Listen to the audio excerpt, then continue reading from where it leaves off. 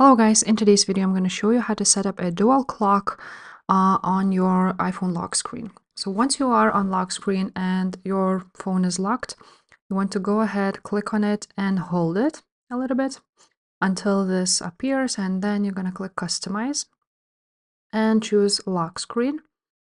And now you will see that you can add a widget. So click add widgets, and from here you will be able to add a clock. So just scroll down until you see clock, choose it. Now you will see here a world clock, city digital, city analog, next alarm. So I'm just going to choose city digital, and I'm just going to choose this one. Now you can click on it and choose a place where you want your clock to be. So for example, Italy.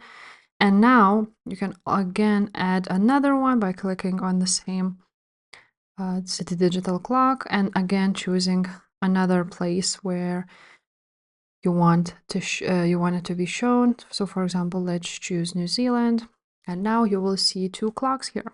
After that, just exit it, just like so, click done, and your lock screen is now having dual clock. If this video was helpful, please leave a like, subscribe to this channel, and I will see you next time. Bye.